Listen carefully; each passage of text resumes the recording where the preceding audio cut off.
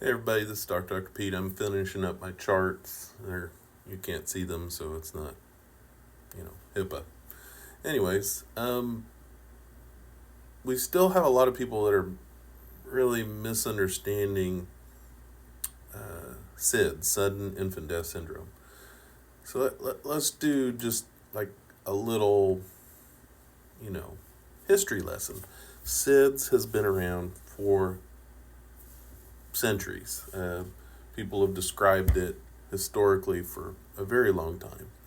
Uh, Up until the 1970s, it had a terrible name called crib death. And in the late 60s, early 70s, we started to call it SIDS. Um,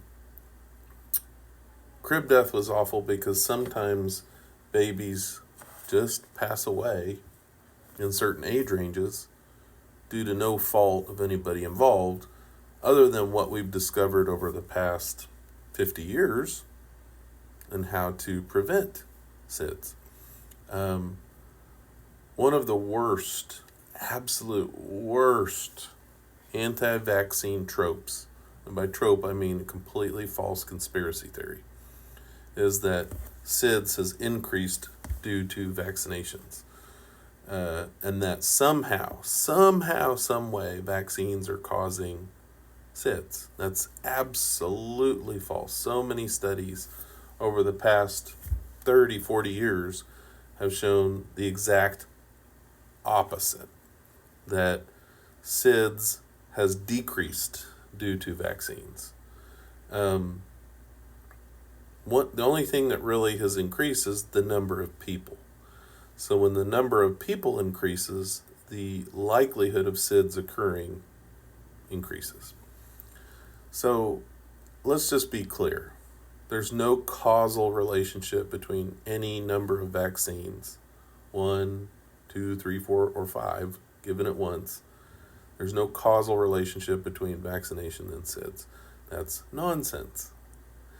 But the problem is once you crack open that can of nonsense, you can't close the can back up. So this has been ongoing for 25, almost 30 years. It's nonsense. So what we do know about SIDS is that there may be some genetic components. So there is a specific enzyme. It's called butyrylcholinesterase. Okay, that's a mouthful. And we think that if you have low levels, you have a higher chance of dying from SIDS. We have to test this. This is just theory. We have to test this. This study is from 2022. It's been featured on national news, international news, because it's so promising and so interesting. The problem is we would probably have to test millions and millions of children over a decade to discover if this test is going to be helpful. And we don't know if it's going to be, how would you use it if you tested positive at like a first newborn visit? You would have to take more precautions. You'd wear an apnea monitor. We all know that those don't work. They're just loud and obnoxious. So we get back to the original stuff, which is SIDS occurs. It occurs in a specific age range. It peaks between 2 months and 6 months of age. So we're very, very specific to parents about back to sleep and safe sleep practices.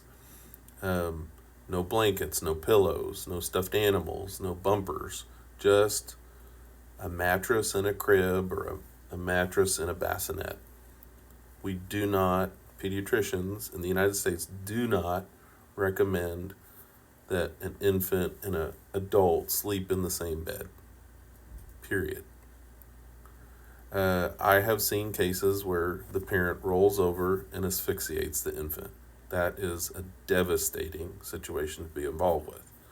I've seen situations where the infant went to sleep, tummy down, on the parent's chest, did not wake up. these are devastating situations for parents to go through. So let's keep in mind that scientists and experts and pediatricians have been looking at the causes and how to prevent SIDS for over 50 years. And that because of that, we get vilified because we don't think that vaccines are part of the cause. That's because we know that they aren't. We have already done that study, and it's the opposite. Vaccines are improving the rates of SIDS, not worsening. So I really wish this would go away, but like I said, once you open this can of nonsense, it's hard to shut it.